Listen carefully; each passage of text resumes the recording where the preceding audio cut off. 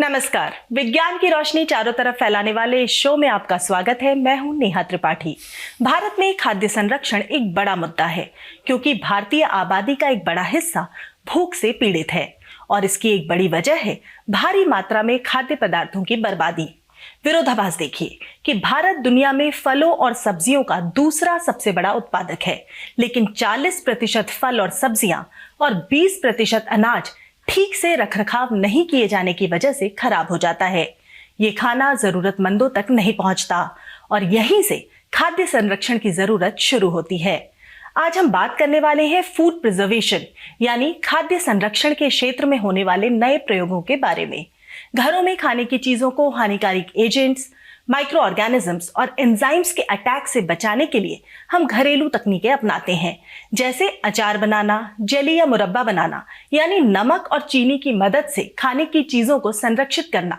इसके अलावा धूप में सुखाकर डिब्बों में बंद करके फ्रिज में रखकर, उबालकर या ज्यादा तापमान पर खाने की चीजों को रखकर या फिर फर्मेंटेशन के जरिए खाने की चीजों को लंबे समय तक खाने लायक बनाए रखा जा सकता है।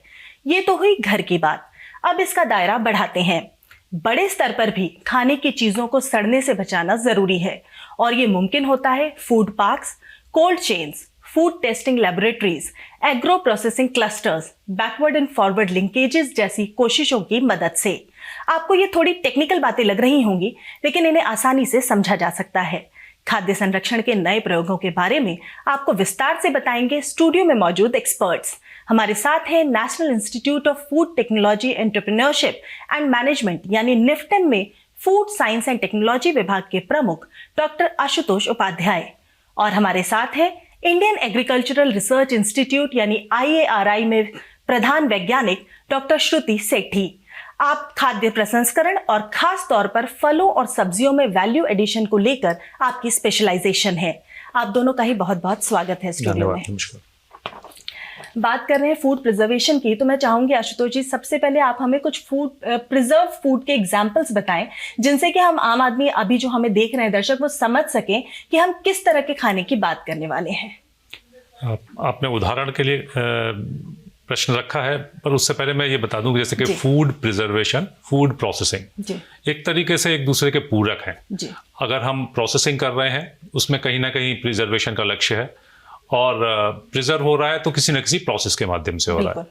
आज हम किसी भी ग्रोसरी में जाएं और किसी भी मेगा स्टोर में जाएं, वहां पर अगर आप जो भी डिब्बा बंद खाद्य पदार्थ देख रहे हैं वो हम कहीं ना कहीं प्रिजर्व्ड और प्रोसेस्ड हैं और वो उसके उदाहरण हैं। चाहे वो आटा, अगर वो पैक्ड आटा है, सॉस, स्क्वैश, आपका मैगी जैसे प्रोडक्ट, ये सारे प्रसंस्कृत खाद्य हैं और संरक्षित खाद्य हैं। जी जी जी।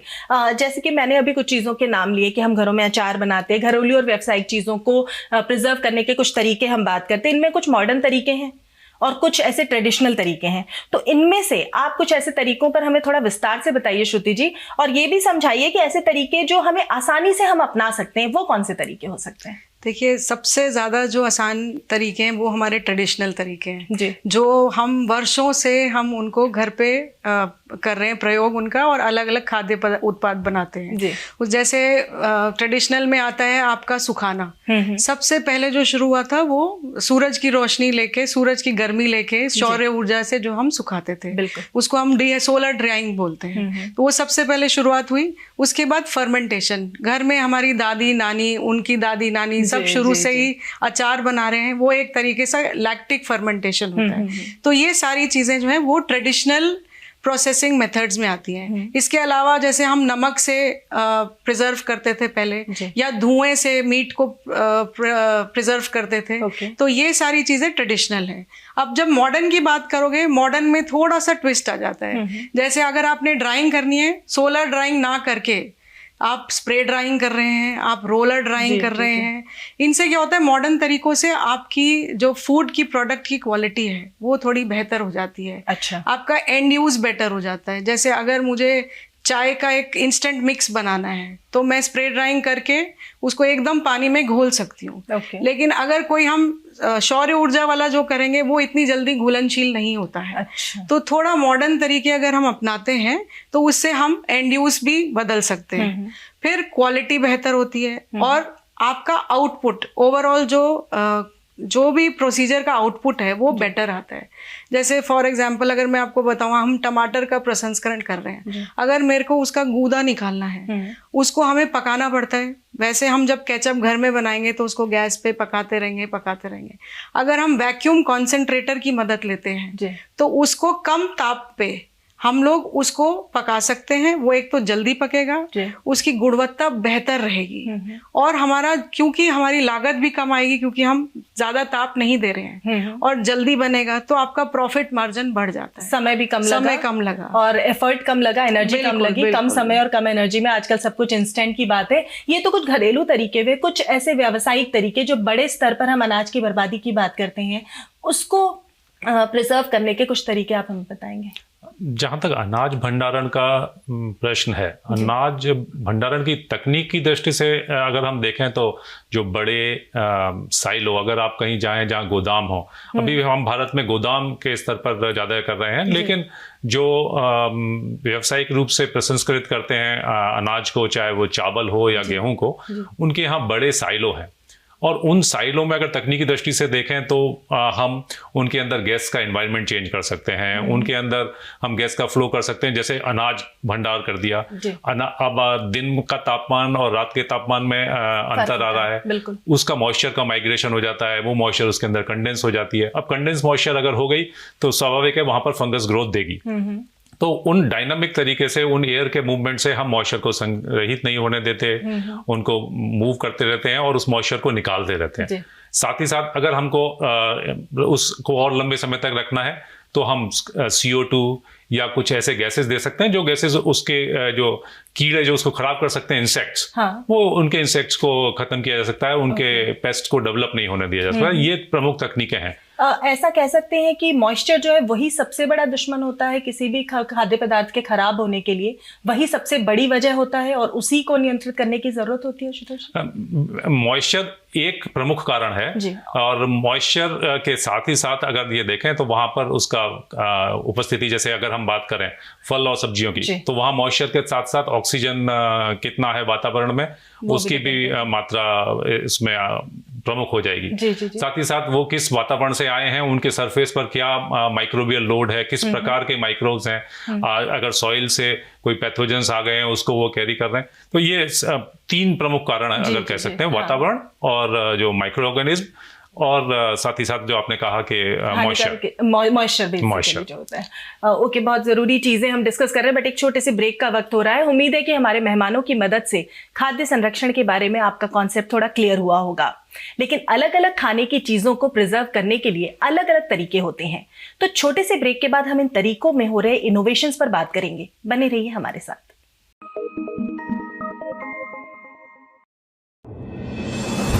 डीडी साइंस में देखिए विज्ञान, टेक्नोलॉजी, आविष्कार और नवाचार की दुनिया की रोचक जानकारी। बात नैनो टेक्नोलॉजी की हो या अंतरिक्ष विज्ञान की या फिर स्वास्थ्य जगत की, डीडी साइंस कराता है आपके आसपास मौजूद विज्ञान और तकनीक में हो रहे नवीनतम अनुसंधानों से परिचय। डीडी साइंस बताता है कि कैसे हर भारतीय के जीवन में विज्ञान ला रहा है बदलाव। विज्ञान, टेक्नोलॉजी और विकास की रफ्तार पर नजर रखने के लिए सोमवार से शनिवार शाम 5 बजे से 6 बजे तक देखिए डीडी साइंस।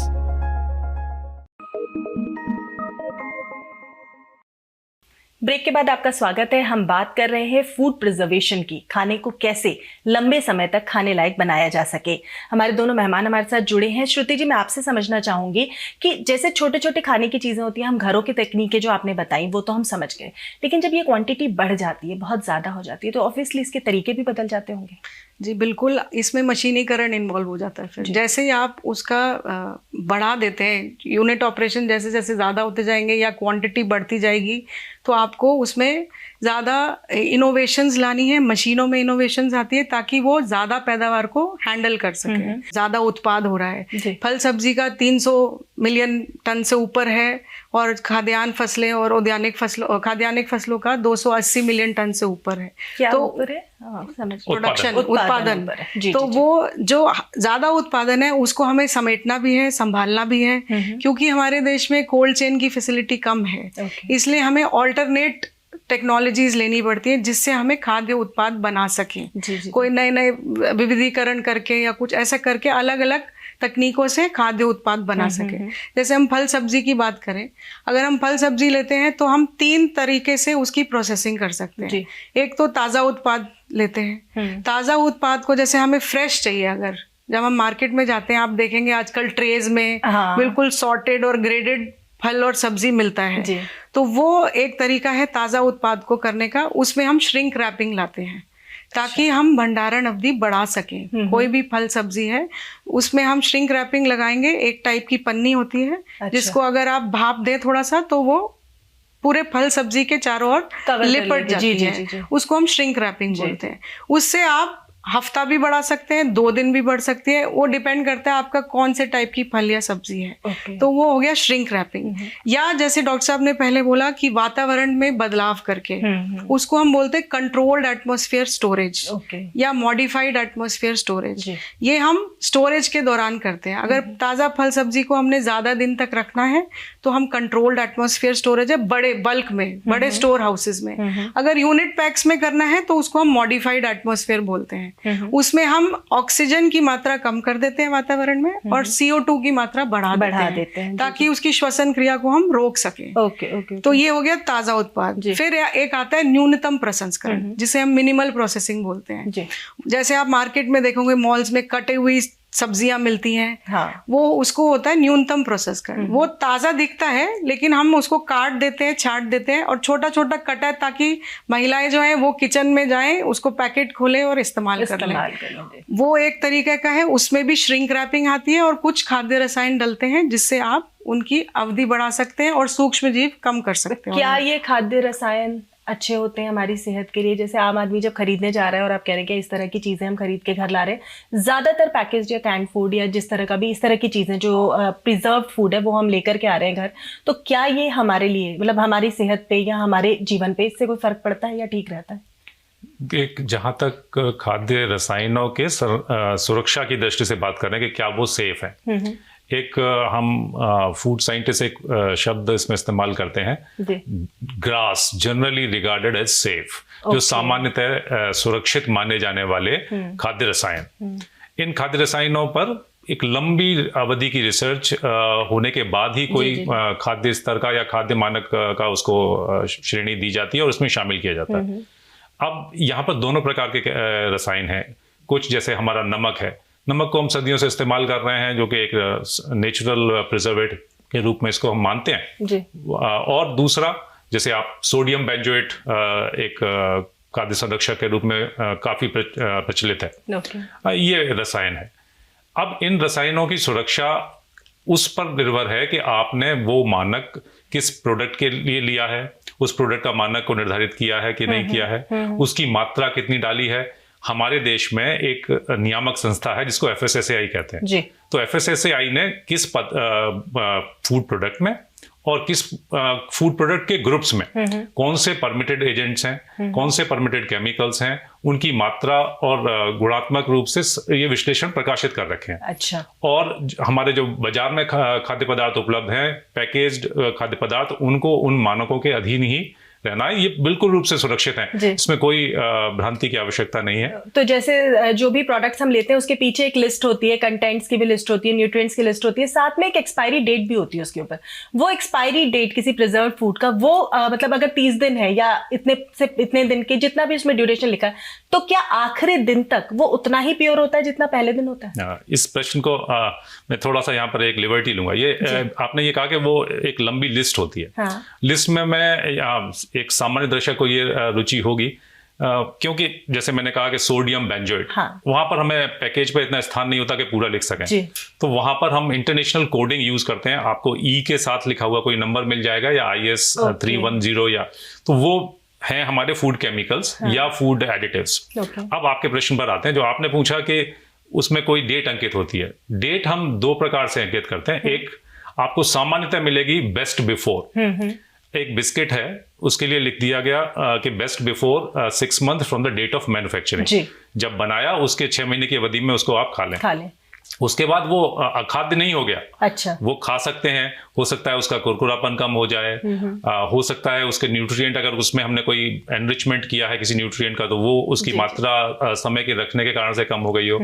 लेकिन साथ ही साथ दूध है या हमारे ब्रेड है, ऐसे पदार्थ भी हैं जिनको हम कहते हैं कंज्यूम बाय, जहां पर हमें ये लगता है कि वो एक वैज्ञानिक आधार पर बिल्कुल गणना की जाती है कि कौन सा पदार्थ जो बाजार की कंडीशंस हैं, उन कंडीशंस को निर्धारित करते हुए आप कोई भी मिल्क प्रोडक्ट उठाएंगे, अधिकांशतः उस पर लिखा होगा जो भी शेल्फ लाइफ है, if stored at 4 degree centigrade. अगर आपने 4 डिग्री सेंटीग्रेड या उससे नीचे रखा है तब, तो वो जो भी है वो एक विशेष परिस्थिति निर्धारित करके ही शेल्फ लाइफ डिक्लेयर की जाती है, और उस शेल्फ लाइफ की अवधि के दौरान वो सुरक्षित, आखिरी दिन तक वो उतना ही आखिरी दिन तक उससे सुरक्षित ही नहीं है, उसकी गुणवत्ता भी उसमें, क्योंकि हमको वहां पर न्यूट्रिएंट डिक्लेयर करने हैं, तो हमारे वो न्यूट्रिएंट उस शेल्फ लाइफ की अवधि में इंटैक्ट रहने चाहिए, वो उतना हमको न्यूट्रिएंट उससे मिलने चाहिए। मतलब ऐसा नहीं है कि आप अगर एक दिन बाद उसको कंज्यूम करें तो वो हानिकारक हो जाएगा। जी, ऐसा नहीं है, बट जो जैसे उन्होंने मानक बनाए हैं उसके आधार पर वो कहते हैं कि इस दिन तक आप उसको कंज्यूम कर लें। वो जो बेस्ट बिफोर और कंज्यूम बाय, ये ध्यान रखें कि अगर बेस्ट बिफोर कंज्यूम बाय में फर्क है। कंज्यूम बाय मतलब उसमें रिस्क इन्वॉल्व है उसके बाद खाने में, तो इसलिए उन्होंने कह दिया इस अवधि के अधीन ही खा लें। जी। और वो उन्होंने कह दिया एक प्रकार के खाद्य पदार्थों को, जैसे बिस्किट का उदाहरण दिया मैंने, कि आप उसको खा सकते हैं बाद में भी। अगर हम स्पेसिफिकली फलों और सब्जियों की बात करें तो इनके संरक्षण का, क्योंकि ये सबसे ज्यादा घरों में इस्तेमाल होती है और सबसे जल्दी खराब भी होती है, तो इनके संरक्षण का सबसे सही तरीका और सबसे आसान तरीका ये एक ही है या अलग अलग है, क्या है? देखिए, कई तरीके हैं। जैसे हमने अभी ट्रेडिशनल तरीकों की बात करी, बिल्कुल, तो वो तो है ही है कि अपने घर में अब कई तरीके हम इस्तेमाल कर सकते हैं। जैसे हम फिजिकल प्रोसेसेस कर सकते हैं, केमिकल प्रोसेसेस कर सकते हैं, और बायोलॉजिकल प्रोसेसेस कर सकते हैं। ठीक है। फिजिकल मतलब आपने पैकेजिंग कर दी, वो एक फिजिकल प्रोसेस है। या इरेडिएशन कर दिया। इरेडिएशन मतलब आपने रेडिएशन से उसको ट्रीट किया, और उसमें जो भी, जैसे हम स्प्राउटिंग बोलते हैं ना, ये प्याज में, लहसुन में, उसकी रोकथाम के लिए वो बड़े पैमाने पे आप कर सकते हैं। इरेडिएशन के प्लांट्स लगे हुए हैं इंडिया में, और कई पदार्थों के लिए, खाद्य उत्पाद के लिए वो अप्रूव्ड भी है। तो वो कर सकते हैं। या और भी जैसे तरीके हैं, अगर आपने फर्मेंटेशन करनी है, आजकल हम कंट्रोल्ड फर्मेंटेशन की बात करते हैं। आप देखिए, हम घर में पहले कितने सदियों से कांजी बनाते आ रहे हैं। हाँ, बिल्कुल, हर घर में बनती है, लेकिन वो मार्केट में आपको उपलब्ध नहीं है। कोई भी ऐसे कांजी जैसा उत्पाद नहीं अवेलेबल है। तो वो आप, उसकी भी एक तकनीक चल रही है, जो आप जो फर्मेंटिंग बैक्टीरिया है उससे बैक्टीरियोसिन प्रोड्यूस करके आप उसको कैसे संरक्षित कर सकते हैं, वो भी तरीका है। तो कई सारे आसान तरीके भी मिलेंगे आपको जो घरेलू स्तर पे कर सकते हैं, और कई ऐसे हैं जो सिर्फ इंडस्ट्री वाले ही। बिल्कुल, उन दोनों में बहुत ज्यादा फर्क होता है। एक छोटे से ब्रेक का वक्त हो रहा है। हम फूड प्रिजर्वेशन की बात कर रहे हैं, तो प्रिजर्वेशन करने वाले प्रिजर्वेटिव्स के बारे में भी जानना जरूरी है। क्या होते हैं ये प्रिजर्वेटिव्स, जानेंगे ब्रेक के बाद।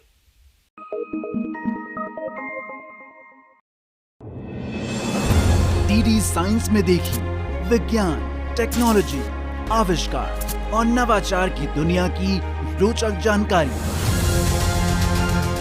बात नैनो टेक्नोलॉजी की हो या अंतरिक्ष विज्ञान की या फिर स्वास्थ्य जगत की, डीडी साइंस कराता है आपके आसपास मौजूद विज्ञान और तकनीक में हो रहे नवीनतम अनुसंधानों से परिचय। डीडी साइंस बताता है कि कैसे हर भारतीय के जीवन में विज्ञान ला रहा है बदलाव। विज्ञान, टेक्नोलॉजी और विकास की रफ्तार पर नजर रखने के लिए सोमवार से शनिवार शाम 5 बजे से 6 बजे तक देखिए डीडी साइंस।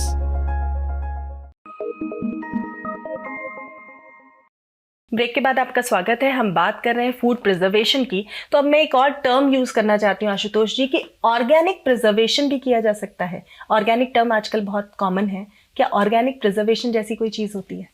बड़ा आपने सुंदर शब्द गढ़ा। ऑर्गेनिक प्रिजर्वेशन हमारे टेक्स्ट बुक्स में तो नहीं है, लेकिन हम इसको कहते हैं नेचुरल प्रिजर्वेशन। जहां पर जैसे मैंने अभी सोडियम बेंजोएट का नाम लिया, अगर हमारे जो स्वाभाविक रूप से फल में किसी और भी खाद्य पदार्थ में पाए जाने वाले जो पदार्थ हैं, अभी डॉक्टर श्रुति बोल रहे थे बैक्टीरियोसिन, जो नेचुरल फर्मेंटेशन में बाई प्रोडक्ट आते हैं माइक्रोब्स के, इनको अगर उपयोग करके हम खाद्य संरक्षण कर रहे हैं तो वो नेचुरल प्रिजर्वेशन कहलाता है।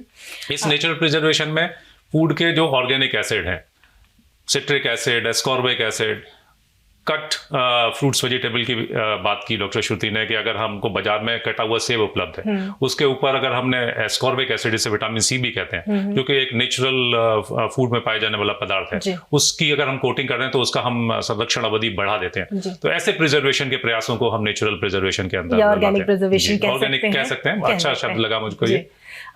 एडिबल कोटिंग्स या बायो कलरेंट्स, हम जब प्रिजर्वेशन की बात करें तो इस तरह की टर्म्स हमारे सामने आती हैं। एडिबल कोटिंग्स मतलब किसी चीज की एक परत लगाना, या बायो कलरेंट्स का इस्तेमाल करना, ये क्या चीजें हैं और कैसे काम करते हैं?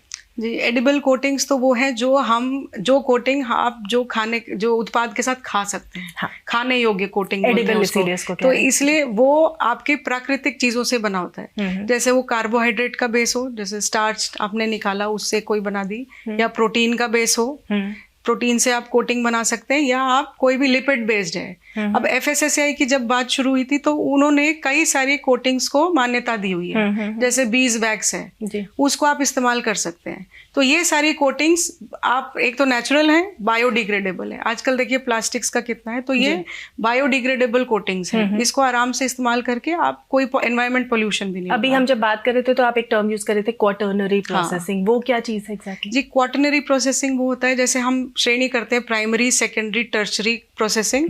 आजकल टर्म आई है क्वाटर्नरी प्रोसेसिंग। उसमें क्या है, हम बायो एक्टिव इंग्रेडिएंट्स एक्सट्रैक्ट करते हैं खाद्य पदार्थ से, और उसको हम कोई हाई एंड डिजाइनर फूड बनाने में इस्तेमाल करते हैं। Designer food? हाँ, डिजाइनर फूड्स। उसे आप फैब्रिकेटेड फूड्स भी बोल सकते हैं। तो जैसे हमने कोई फिनोलिक कंपाउंड निकाला, या प्रतिऑक्सीकारक तत्व निकाले, कोई भी कार्यात्मक अवयव जो है वो अगर आप निकाल के किसी और पदार्थ में डालते हैं, जैसे आजकल हाई फाइबर ब्रेड है, या तो आप होल ग्रेन आटा से बनाएं, या आप फाइबर कहीं से निकाल लें, जैसे ब्रान आता है हमारे पास, या कहीं से फाइबर एक्सट्रैक्ट कर ले कोई वेस्ट मटेरियल से, उसको जब हम ऐड करेंगे तो वो हाई फाइबर हो गया। तो वो हाई फाइबर हो गया। जी जी, ऐसे ही कुछ और टर्म्स भी मैं पढ़ रही थी, जैसे हाई प्रेशर ट्रीटमेंट है, या application of magnetic field, light energy, chemical treatment, ultrasounded, microwave, इस तरह की चीजें। ये क्या फ्यूचर इनोवेटिव टेक्निक्स होंगी? हाँ, निसंदेह ये टेक्नोलॉजी, इनको फ्यूचरिस्टिक या इनोवेटिव हम क्लासीफाई करते हैं फूड टेक्नोलॉजी की दृष्टि से। हाई प्रेशर प्रोसेसिंग का अगर बात करें, हाई प्रेशर प्रोसेसिंग भारत में मैं देख पा रहा हूं कि ये इसका विकास शुरू हो गया है। कुछ एंटरप्रेन्योर्स ने ऑलरेडी इसको शुरू कर दिया, विशेष रूप से जूस के साथ। High pressure processing liquid food को हैंडल करने का बहुत अच्छा तरीका है। इसमें 600 मेगापास्कल, जो कि मतलब बहुत समुद्र तल के अंदर कहीं गहराई में जाके वो पानी का जो प्रेशर मिले, वैसे उतना प्रेशर फूड को हम देते हैं, और बिना गर्मी दिए हुए उसके माइक्रोब्स को, उसके एंजाइम्स को हम उनका प्रभाव कम कर सकते हैं या खत्म कर सकते हैं, और उससे खाद्य हमारा पदार्थ है जो लगभग हम उबाल के कर रहे थे, वो काम दबाव के साथ कर सकते हैं। जी जी जी, हम फूड प्रिजर्वेशन की लगातार बात करें श्रुति जी। फूड प्रिजर्वेटिव्स, जैसे हम सोडियम बेंजोएट या ऐसे नाम जो ले रहे हैं टेक्निकल कंपाउंड्स, क्या यही फूड प्रिजर्वेटिव्स हैं? कुछ और भी होंगे कुछ उदाहरण? देखिए, हम फूड प्रिजर्वेटिव्स को 2 क्लासेस में भाग करते हैं। एक क्लास 1 होता है, एक क्लास 2 प्रिजर्वेटिव होता है। क्लास 1 प्रिजर्वेटिव नेचुरल प्रिजर्वेटिव्स होते हैं, जैसे नमक, सिरका, चीनी, ये सब। इसमें ज्यादातर मात्रा फिक्स नहीं होती है कि आपको कितना डालना है। क्लास 2 में आते हैं सिंथेटिक केमिकल्स, जैसे sodium benzoate, potassium metabisulphide, प्रोपियोनेट्स, parabens. इन सब को क्योंकि ज्यादा मात्रा में नहीं ले सकते, ये हानिकारक होते हैं सेहत के लिए, इसलिए इनके लिए रेगुलराइजेशन है। आप एक मिनिमम लेवल से, एक जो लेवल दिया होता है उससे प्रिस्क्राइब लेवल, उससे ऊपर आप इस्तेमाल नहीं कर सकते। अच्छा। तो ये सिंथेटिक क्लास 2 प्रिजर्वेटिव्स को बड़े ध्यान से प्रयोग करना होता है। जैसे हम पहले भी बात कर रहे थे, करते होंगे लैब वगैरह में, ये घरों, ये FSSAI ने रेगुलेशन दी हुई है, और इसका जो कई सारी क्वालिटी लैब्स हैं जहाँ पे इसका लेवल की मात्रा कर सकते हैं एनालाइज। ओके, और प्रिजर्व फूड के साथ हमें किन बातों का ध्यान रखना होता है? प्रिजर्व फूड, देखिए प्रिजर्व फूड के साथ ये बात की ध्यान रखना है मुख्य रूप से कि वो खाद्य जब तक हमने उसको खाने से पहले हमारी टेबल पे आया है तो वो क्या सुरक्षित आया है कि नहीं। सुरक्षित में उसकी प्रसंस्करण की विधियां, उसके अंदर डाले गए अगर कोई फूड एडिटिव्स हैं तो उनका प्रकार, और साथ ही साथ अगर उसके बीच की जो भी अवधि जिस तक हमने उसको रखा है उसमें कोई अनवांटेड माइक्रोबियल इंसेक्ट और कोई भी टॉक्सिकेंट का ग्रोथ ना हो, ये विशेष रूप से ध्यान रखना है। मतलब जो खाद्य सुरक्षित नहीं है वो खाद्य नहीं कहलाया जा सकता। जी जी जी। जैसे ये हो गया कि अगर कहा गया है कि 4 डिग्री से नीचे रखना है तो आपको इस बात का ध्यान रखना है कि आप उस खाने को इसके नीचे रख रहे हैं। इसमें कंज्यूमर को जानकारी, मतलब जो हमारा पैकेट है और पैकेट के ऊपर जो लेवल है वो एक संवाद का माध्यम है और एक जागरूक उपभोक्ता को वो जरूर देखना चाहिए और उसका पालन करना चाहिए। ऑटो प्रिजर्वेटिव्स भी कुछ होते हैं, जैसे हम गुड बैक्टीरिया जानते हैं कि कुछ बैक्टीरिया ऐसे होते हैं जो ऑटोमेटिकली फूड को मतलब इनको हम प्रोबायोटिक्स बोलते हैं। प्रोबायोटिक मतलब कोई भी जीवाणु जो जीवित है उसको आप सूक्ष्म जीव जो है उसको हम खाने में डालते हैं। जैसे प्रोबायोटिक दही हो गई, प्रोबायोटिक आइसक्रीम हो गई, वो क्या करते हैं, वो आपके जो खाद्य उत्पाद है उसके अंदर जीवित रहते हैं और जब वो आप अंदर लेते हैं उसको तो जो आपकी इंटेस्टाइन है उसमें जाके वो हेल्दी बैक्टीरिया बोलते हैं उनको, जो हमें नहीं चाहिए सूक्ष्म जीव अपने शरीर के अंदर, उनको मार देते हैं। तो वो प्रोबायोटिक फूड कहलाते हैं। तो ये आजकल बड़ा प्रचलित हो गया है, जैसे कई ड्रिंक्स भी आ रहे हैं, आइसक्रीम आ रही है, दूध आ रहा है, दही आ रही है, ये काफी प्रचलन में है ताकि आपको अच्छी सेहत मिले और ये भी एक टाइप का विविधीकरण है कि आपको अच्छे टाइप के प्रोडक्ट मिले और वो हेल्दी भी है और इस्तेमाल करने में आसान भी है, इजिली अवेलेबल भी है। समय समाप्त हो रहा है हमारा, तो आप दोनों का बहुत बहुत शुक्रिया हमारे स्टूडियो में आने के लिए और फूड प्रिजर्वेशन को इतने आसान तरीके से हमारे दर्शकों तक पहुंचाने के लिए धन्यवाद। आपको हमारा कार्यक्रम कैसा लगा? आप अपनी राय और सुझाव हमें नीचे दिए गए ईमेल आईडी पर भेज सकते हैं। तब तक के लिए हमें दें इजाजत। नमस्कार।